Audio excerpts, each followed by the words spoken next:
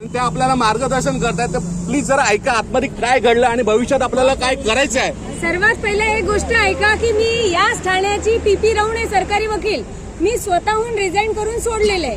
त्यामुळे सरकार पक्ष आणि डिफेन्स पक्ष हा दोन्हीही मला ज्ञात आहे. या बायका जेव्हा रडत होत्या तेव्हा मी थांबले आणि त्यांनी म्हटलं आमचे कोणी हेल्प करत नाही म्हणून हेल्प करा. आता आतमध्ये काय झालं ते थोडक्यात सांगते. आतमध्ये उभे राहिल्यानंतर सरकारी पक्षाच्या वकिलांनी, सरकारी पक्षाची जी लेडी वकील आहे ती चांगली आहे कारण ती माझ्या सोबत काम केलेली आहे. 10 दिवस जे पीसीआर झाला होता, विरुद्ध पक्षाच्या लोकांनी सांगितलं की 10 दिवसाचा जो पीसीआर आहे तो अजून करण्याची गरज नाही कारण ऑलरेडी पूर्ण इन्व्हेस्टिगेशन झालेलं आहे असं आरोपी पक्षांनी सांगितलं.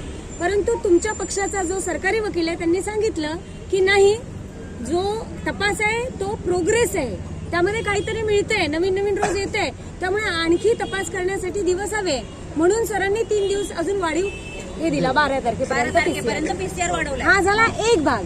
आता तुम्ही एवढ्या गर्दी करताय ना, त्याने काय होतं माहिती का, तुमच्या अपोज मध्ये एक वातावरण क्रिएट करणार. कोण? पोलीस. आरोपीचे वकील. पोलीस काय नाही उखाडू शकत. जे करतात ते आम्हीच. पोलिसांची धाव काळ्या कोर्टापर्यंत, बाकी सर्व दिमाग चालतो काळ्या कोर्टाचा. मी जर अपोजिट साईडला असती तर मी फायदा घेतला असता की हे मॉब करतात, आम्हाला मारायला येतात, आम्हाला मरणाची धमकी आणि काही जर झालं तर तुमच्या अंगावर अटॅक करतात. आलं लक्षात आलं? त्यामुळे ग्रुप न करता काय करा की सगळ्यांनी एक पेपर बनवा. सगळ्यांनी एक पेपर बनवा आणि पेपरच्या खाली तुमच्या सगळ्यांच्या सह्या घ्या. आणि सरकारी वकील, आता असं बघा, सगळ्यांना माहिती आहे की सगळं मॅनेज होतं, बरोबर आहे. मी सुद्धा मॅनेज होऊ शकते. एक बाईंनी कोणीतरी म्हटलं की वकील विकल्या जातात. आता जोपर्यंत तुम्ही चाखणार नाही तोपर्यंत समजणार नाही आंबट, कडू, गोड याची चव. तसं मी जोपर्यंत येणार नाही तोपर्यंत कळणार. पण तुम्हाला स्वतःवर तर स्वतःचे विश्वास आहेत ना. मग मी फक्त सांगेन तुम्ही सह्या करा, मी कुठेही केसमध्ये नसणार आहे. तुम्ही ज्या दिवशी म्हणाल की मॅडम केसमध्ये या, त्याच दिवशी मी पिक्चरमध्ये येईल. तोपर्यंत मी सांगते ते कागदपत्र बनवा आणि जा समोर. त्यासाठी मी तुमच्याकडनं एकही रुपया घेणार नाही. ओके.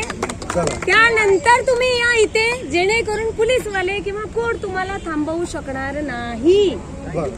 ओके. कागद सांगा आता. आता कागद सांगते काय करायचंय. तुम्ही एक प्लेन कागद घ्यायचा आहे आणि जे एफआयआर मध्ये अलिगेशन एफआयआर घ्यायचं प्रत्येकाने आणि त्यामध्ये लिहायचंय की तुमच्या सगळ्यांच्या सोबत जी चिटिंग झालेली आहे त्यांची अमाऊंट किती आहे. काय लिहायचंय तुम्हाला फक्त सगळ्यांनी? जी ऑनलाईन ट्रान्सफर झालेली आहे, जी कॅश ट्रान्सफर झाली किंवा जी ब्लॅक मनी ट्रान्सफर झाली, आरटीजीएस. आणि त्या सर्व डॉक्युमेंट कलेक्ट करायचे. पोलिसांनी केले, तुम्ही कलेक्ट करायचे तुमच्या सगळ्यांची. आलं लक्षात? पुढच्या तारखेला. आणि ते सगळे कलेक्ट केल्यानंतर एक अप्लिकेशन बनवायचंय की आम्ही सगळेजण त्यात इन्व्हेस्टर आहोत. आमचे सगळ्यांचे पैसे यांनी खाऊन बसलेले आहे. जिथे जिथे त्यांनी पैसे इन्व्हेस्ट केले असतील, समजा मी आहे आणि मी तुम्हाला चीट केलं, मी कुठेतरी प्रॉपर्टी घेतली, मी कुठेतरी बंगला घेतला, मी कुठेतरी गाडीत टाकली, मोबाईलमध्ये टाकले, कशातही टाकले असतील, त्यांनी जुव्यात जरी टाकले असतील, तिथले पैसे पोलिसांनी सीज करावे असं कोर्टाने ऑर्डर द्यावी. एमपीआयडी कायदा हेच म्हणतो. आलं लक्षात? हे तुमच्या मनात जे असेल की त्याच्याजवळ पैसे आहेत का, आता तो देणार कुठून, तर त्याच्याजवळ पैसे नसणारच. मी चीट करून माझ्या खिशात पैसे नाही ठेवणार, मी ऐश करणार. पण त्यांनी जिथे कुठे जाऊन ऐश केली, जे काही खरेदी केलं ते सीज करण्याचा, ते आपला फ्रीज करण्याचा किंवा अकाउंट फ्रीज करण्याचा, त्याच्या नातेवाईकाचे, त्याचे दोस्ताचे, मित्राचे ते सर्व फ्रीज करण्याचा, ऑर्डर करण्याचा अधिकार एमपीआयडी स्पेशल कोर्टाला असतो.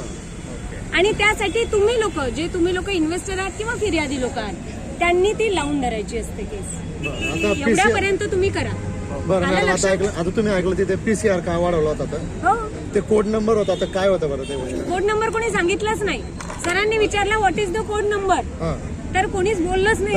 सरकारी वकील बोलल्या ना, दिला नाही ना. पण मॅडमांनी नाही, कोड नंबर कोणालाच माहिती नाही. तो कोड नंबर ऐका ना, पुण्याच्या घरात कोड नंबर सेव्ह केलेला आहे, तर तिथे जाण्यासाठी टाइम लागेल बा म्हणून पीसीआर वाढवून द्यावा हे पोलीस बोलले. पासवर्ड तुम्ही माझ्या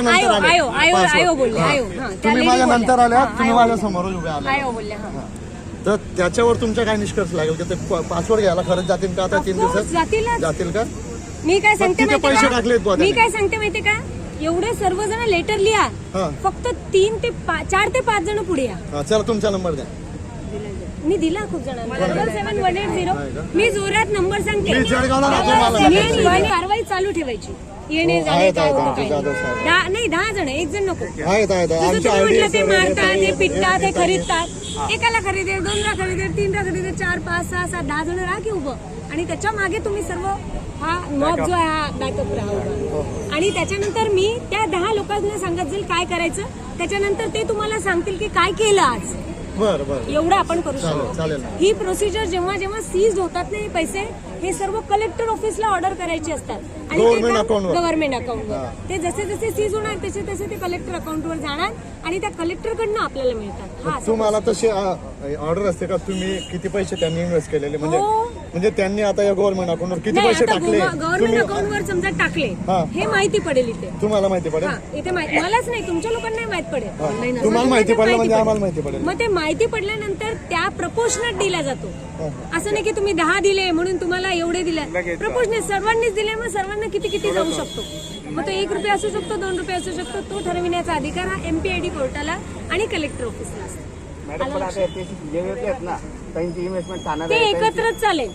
सगळं MPID हा कायदा स्पेशल ऍक्ट म्हणून म्हणला. पोक्सो कसा आहे, सगळ्यांनी हा एक या जिल्ह्यातले एक 2 या आणि पुढाकार घेऊन करा. माझ्याशी पाच ते कोटी होते. आहेत, बरं आहे, मुंबई आहे, चिपळूण आहे, त्या सगळ्यांनी एवढे सगळं ज्या दिवशी म्हटलं, ज्या दिवशी आम्हाला एक महत्वाचा मुद्दा